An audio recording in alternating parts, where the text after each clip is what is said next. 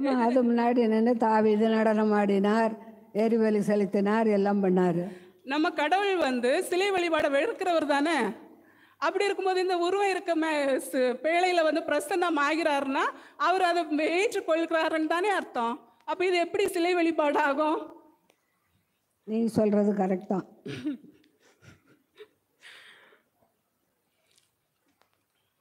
அதாவது சாலமோன் பற்றி தெரியும்ல உங்களுக்கு. சாலமோன் ஞானிகளுக்கெல்லாம் ஞானி இல்லையா? அவர் கோயில் கட்டும்போது சும்மா வெறும் கட்டிடமா கட்டி வச்சாரா? உலகிலேயே மிக பிரம்மாண்டமான ஆடம்பரமான ஒரு கோயிலை தானே கட்டினாரு. அந்த கோயில்ல என்னெல்லாம் பண்ணி வச்சார், உருவங்கள் என்ன இல்லை. அதாவது கடவுள் அவர்கிட்ட சொல்றாரு இது இது வையின்ட்டு, அவர் சொன்னதை அவர் செய்யறாரு.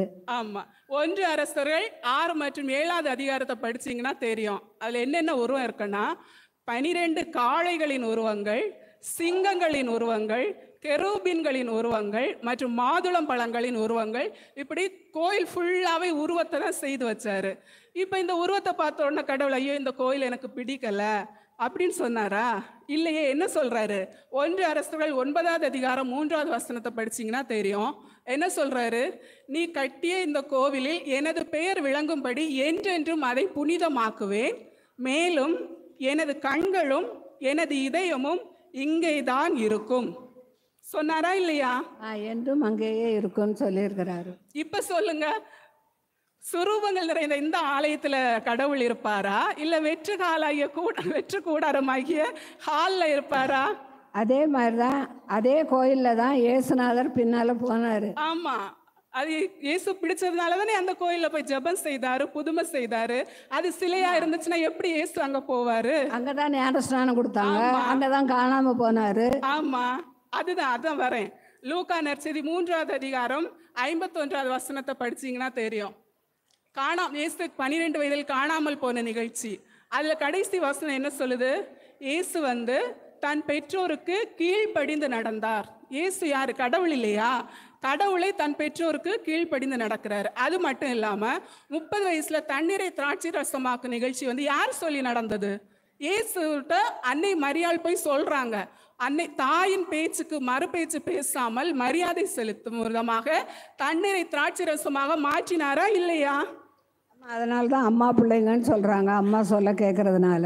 அப்பேற்பட்ட கடவுளை தன் தாய்க்கு மரியாதை செலுத்தும் போது சாதாரண மனிதர்களாகிய நாம் அன்னை மரியாளுக்கு மரியாதை செலுத்துவது தவறா? சொல்லுங்கள் நடுவர் அவர்களே. அது மட்டுமா, சீடர்களை அனுப்பும் போது என்ன சொல்லி அனுப்புறாரு?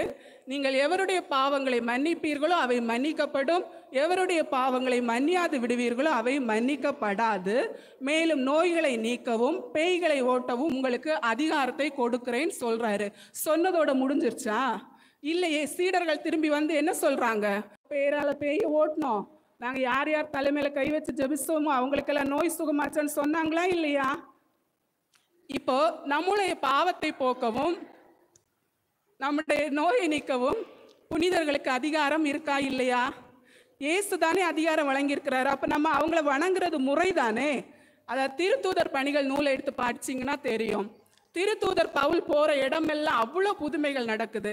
அவர் நிழல் பட்ட நோய் சுகமாகுது, கைகுட்டைப்பட்ட நோய் சுகமாகுது. நாசரேத்தூர் இயேசுவின் பெயரால் எழுந்து நடன்னு சொன்னா முடக்குவாதமுற்றவன் கூட எழுந்து நடக்கிறான். இப்படி ஏகப்பட்ட புதுமைகள். 5 மட்டுமா நடந்தது? இன்றும் நடந்து கொண்டுதானே இருக்கிறது. அப்ப இத்தகைய புனிதர்களுக்கு நாம் மரியாதை செலுத்துவது தவறா? தவறு இல்லை.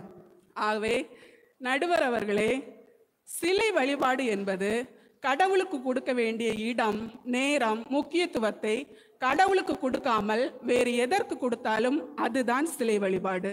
ஞாயிற்றுக்கிழமை திருப்பலிக்கு வராமல் தூங்கி கொண்டிருந்தாலோ, டிவி பார்த்துட்டு இருந்தாலோ, இல்லை ஏதாவது வேலைக்கு சென்றாலோ அதுதான் சிலை வழிபாடு. நாம் இல்லங்களில் இயேசுவின் திரு படத்தை ஸ்தாபனம் செய்து வைத்து அவருக்கு இணையாக புனிதர்களின் படங்களையோ இல்லை நம் உறவினர்களின் படங்களையோ அல்லது சினிமா நடிகர்களின் படங்களையோ வைத்தால் அதுதான் சிலை வழிபாடு. இவ்வாறு கடவுளுக்கு முக்கியத்துவம் கொடுக்காமல் வேறு எதற்கு கொடுத்தால், அது எதுவாகவும் இருக்கலாம், பணம், புகழ், படிப்பு, சினிமா, உணவு, சோம்பல், தூக்கம், பேராசை, இப்படி எதுவாக இருந்தாலும் அதுதான் சிலை வழிபாடை தவிர நம் கத்தோலிக்க திருச்சபையில் சிலை வழிபாடு இல்லை இல்லை என்று கூறி